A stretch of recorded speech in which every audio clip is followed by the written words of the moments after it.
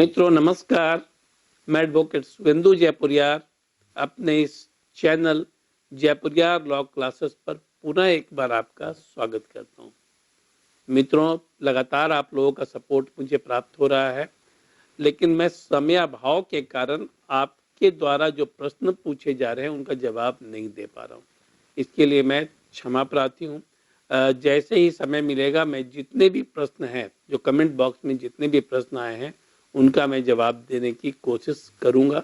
थोड़ा विलंब हो रहा है, थोड़ा धैर्य रखिए, लेकिन जवाब सभी लोगों को अवश्य ही मिलेगा। ठीक है। अब मैं आप लोगों को एक नए टॉपिक पर, जो कि जिसका संबंध अपराधी और अपराधी को शरण देने वाले से है, उस पर मैं चर्चा करने जा रहा हूँ। लोगों को लगता है कि जो अपराधी है वह सजा का भागी है, लेकिन यहाँ आपको स्पष्ट कर दूं कि जो अपराधी है वह तो सजा का भागी है ही, लेकिन जिसने अपराधी को अपने यहाँ शरण दिया है वो भी सजा का भागी है, उसी रेशियो में सजा का भागी है।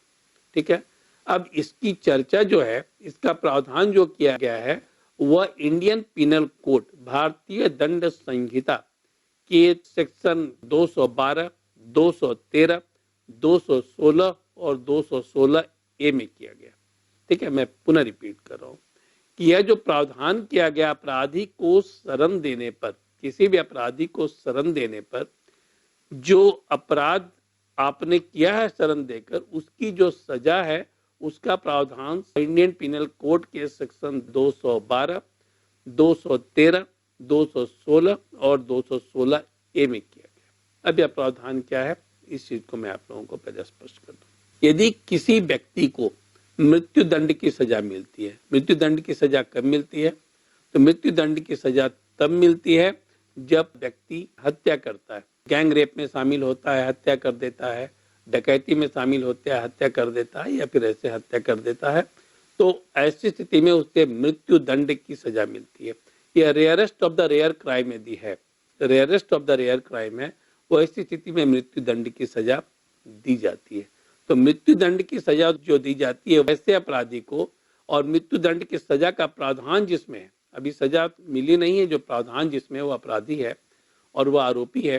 वो ऐसी स्थिति में यदि पुलिस मान लीजिए उसे ढूंढ रही है, पुलिस उसे ढूंढ रही है, कोर्ट के द्वारा वारंट इशू हुआ है और उसे आपने अपने घर में शरण दिया हुआ है और उसे छिपा कर रखा है, तब ऐसी स्थिति में यदि पुलिस को पता चल जाता है, कोर्ट को पता चल जाता है कि आपने उसे शरण दिया हुआ है, तब ऐसी स्थिति में वह व्यक्ति तो गिरफ्तार होगा ही आपके घर से, साथ ही साथ आप भी गिरफ्तार होंगे, और उसमें 5 साल तक की सजा का प्रावधान है। 5 साल, और साथ ही साथ उसमें फाइन भी लग सकता है, या फिर दोनों को साथ साथ लगाया जा सकता है। तो मित्रों, जो अपराध किया है वह तो अपराधी है, और अपराधी को शरण देने वाला भी अपराधी है आईपीसी के अनुसार। दूसरी चीज है, यदि किसी व्यक्ति को आजीवन कारावास की सजा का प्रावधान किया गया है, यदि कोई व्यक्ति आरोपी है जिसमें आजीवन कारावास की सजा का प्रावधान है, या फिर 10 साल तक की सजा का प्रावधान, तो यह भी पुलिस यदि उसे ढूंढ रही है और आपके पास से पकड़ा जाता है,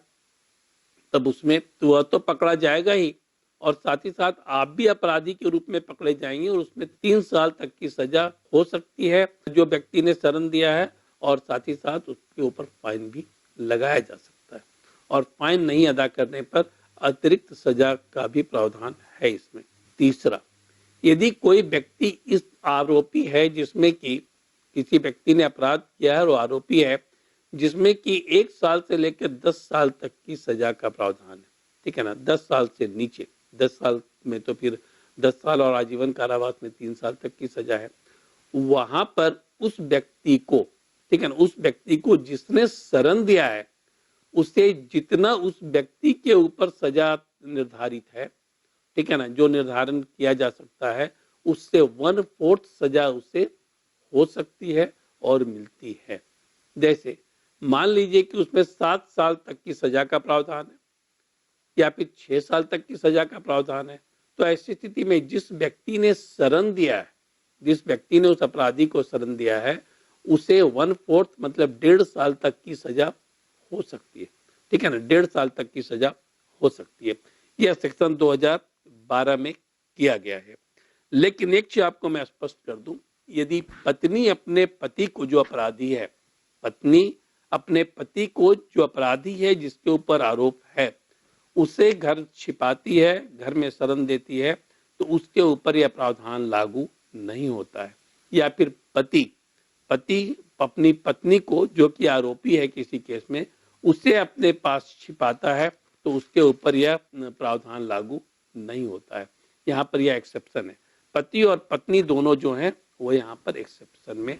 आते हैं। दूसरा, यहाँ पर तो यह मैंने कहा कि यदि कोई व्यक्ति वॉलंटरली जो है उसको अपने घर में छिपा देता है या फिर शरण देता है। सेक्शन 213 यह कहता है कि यदि कोई व्यक्ति कोई ग्रेटिफिकेशन लेकर, कोई गिफ्ट लेकर या फिर कुछ पैसा लेकर यदि वो आप उससे अपने घर में शरण देता है या फिर उससे छिपा देता है, उसकी जानकारी में वह कहीं पर छिपा हुआ है जिसकी जानकारी उसे है और उसने उसकी मदद की है, तब ऐसी स्थिति में भी यदि मृत्यु दंड की सजा है किसी केस में, तब वो ऐसी स्थिति में उस व्यक्ति को 7 साल तक की सजा हो सकती है। उस व्यक्ति को क्या है, 7 साल तक की सजा हो सकती है। दूसरा, यदि यहाँ पर उसे आजीवन कारावास की सजा या फिर 10 साल तक की सजा का प्रावधान है, तब वो ऐसी स्थिति में वहां पर जो ग्रेटिफिकेशन लिया है उसे 3 साल तक की सजा हो सकती है। इसके साथ साथ फाइन का भी प्रावधान किया गया। उसी ढंग से जैसे 212 में कहा गया है, उसमें इसमें भी यह प्रावधान किया गया है कि यदि कोई व्यक्ति जिसको कि अधिकतम सजा 7 साल है, ठीक है ना, किस केस में, जिसमें कि 10 साल से कम की सजा है, 1 साल से ऊपर और 10 साल से कम की सजा है, वहां पर जितनी सजा उसे निर्धारित है उसकी 1/4 सजा उसे यहाँ पर मिल सकती है ग्रेटिफिकेशन के केस में। यहाँ पर सेम है जैसे 212 में है वैसे 213 में है। सिर्फ मृत्यु दंड के केस में यहाँ पर 7 साल तक की सजा का प्रावधान किया गया, ठीक है ना। मृत्यु दंड के केस में 7 साल की सजा का प्रावधान किया गया। आप लोग बहुत बार देखते होंगे मूवी में, सिनेमा में, या देखते होंगे कि कोई अपराधी को लेकर जाया जा रहा है, जो वैन है, ठीक है ना, अपराधियों का जो वैन होता है उसको लेकर एक जेल से दूसरी जेल शिफ्ट किया जा रहा है, या फिर उसे कोर्ट में अपियर कराने के लिए ले जाया जा रहा है। वहां पर कुछ लोग जो हैं उसको छुड़ा कर ले जाते हैं, वह गाड़ी पर अटैक कर देते हैं और छुड़ा कर ले जाते हैं। यहाँ पर यह बहुत बड़ा अपराध है, ठीक है। यहाँ पर 216 में इसकी चर्चा की गई है कि उसको यदि पुलिस कस्टडी से या फिर जुडिशियल कस्टडी से भागने में मदद करता है, ठीक है ना, भागने में मदद करता है, तब ऐसी स्थिति में उसे क्या सजा हो सकती है। यहाँ पर भी यदि वह अपराधी मृत्यु दंड का भागी है, मतलब उसे मृत्यु दंड की यदि सजा हो सकती है, मृत्यु दंड की सजा का प्रावधान किया गया उस अपराधी के लिए, तो जिसने उसे भागने में मदद किया या जिसने उसे भागने के बाद शरण दिया, तो उसे 7 साल तक की सश्रम कारावास की सजा हो सकती है। लेकिन दूसरा, जिसमें कि 10 साल से लेकर लाइफ इम्प्रिजनमेंट तक की सजा है, वहां पर जो उसने उसे शरण दिया है उसे 3 साल तक की सजा हो सकती है। और यह सारी सजा जो है वह सश्रम कारावास के रूप में है, ध्यान देंगे, ठीक है। उसी ढंग से जैसे 212 और 213 में कहा गया था, उसमें कहा गया है कि यदि 10 साल से कम की सजा है, 1 साल से ऊपर की सजा है, तो जो सजा का प्रावधान उस अपराधी के लिए है, जितना, जैसे मान लीजिए कि उसे 8 साल तक का सजा दिया गया है, तो इसका 1/4 अर्थात 2 साल तक की सजा का प्रावधान उसके लिए किया गया है जिसने इसे भागने में मदद किया है और जिसने इसे शरण दिया है। तो यह सारी चीजों का प्रावधान इसमें किया गया है। बाद में चलकर 216 ए इसमें जोड़ा गया, जिसमें कि डकैती, जिसमें कि प्रावधान किया गया यदि डकैती का जो अपराधी है, जिसने डकैत किया, जो डकैती का अपराधी है, उसको यदि कोई व्यक्ति अपने यहाँ शरण देता है या फिर उस व्यक्ति को भागने में मदद करता है, ठीक है ना, ऐसे शरण देता है, मुख्यतः यह कहा जा सकता है, तब ऐसी स्थिति में उसे 7 साल तक की सजा का प्रावधान, जिसने उसे मदद किया है, 7 साल तक की सजा का प्रावधान इसमें किया गया, ठीक है। तो मेरे कहने का मतलब यह है कि कोई व्यक्ति जो अपराधी है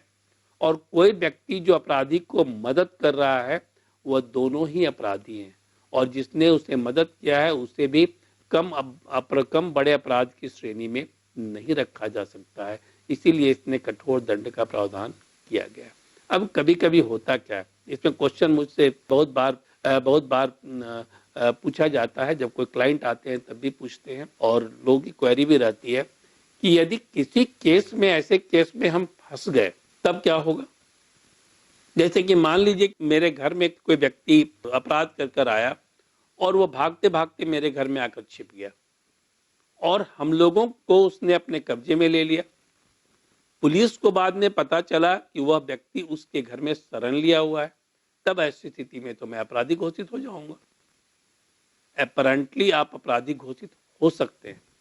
लेकिन यदि आप पुलिस को स्टेटमेंट देते हैं कि यह व्यक्ति भागते हुए मेरे घर में आया और घुस गया, परिस्थितियों को आप बताते हैं, तब ऐसी स्थिति में पुलिस जो है, यदि आपके वर्जन पर, आपकी बात में सत्यता है, उस पर यदि वह विश्वास करती है, तो आपको इमीडिएटली वह अरेस्ट नहीं करेगी और उस पूरे चीज़ों पर इन्वेस्टिगेशन चलेगा। और इन्वेस्टिगेशन के बाद यदि यह पता चल जाता है कि आप अपराधी नहीं हैं, बल्कि आप भी एग्रीव्ड हैं, आप भी विक्टिम है उस अपराधी के, तब ऐसी स्थिति में आपके ऊपर कोई भी अपराध साबित नहीं होगा और नहीं किसी ढंग का आपके ऊपर कोई मुकदमा चलेगा। लेकिन यदि यह साबित नहीं होता है, तब ऐसी स्थिति में अपराधी आपको माना जाएगा और साथ ही साथ आपके ऊपर प्रोसीडिंग भी चलेगी और सजा का जो प्रावधान किया गया है, वो सजा का प्रावधान भी लागू किया जाएगा, मतलब कि सजा आपको मिलेगी। मैं उम्मीद करता हूं कि आईपीसी का यह जो सेक्शन है 212, 213, 214 और 216 ए, वह आप लोगों को स्पष्ट हो गया होगा, क्योंकि लोगों का ध्यान सामान्यतः यह होता है कि जिसने अपराध किया है उसकी चीज़ों की व्याख्या हम कर दें, लेकिन जिसने अपराधी को शरण दिया है उस पर ध्यान नहीं होता है। इसलिए मैंने इस वीडियो को बनाने के बारे में सोचा, जिससे कि आप लोग जो ऑब्सक्योर चीज़ है, जो जिस पर बहुत ध्यान लोगों का नहीं जाता, उस पर भी आपका ध्यान जाए। तो मित्रों, मैं उम्मीद करता हूँ कि वीडियो आप लोगों को अच्छा लगा होगा, और आप लोग को यदि वीडियो अच्छा लगा है तो इसे आप सब्सक्राइब जरूर करें इस चैनल को, और साथ ही साथ इस वीडियो को ज़्यादा से ज़्यादा लोगों तक शेयर करें। धन्यवाद।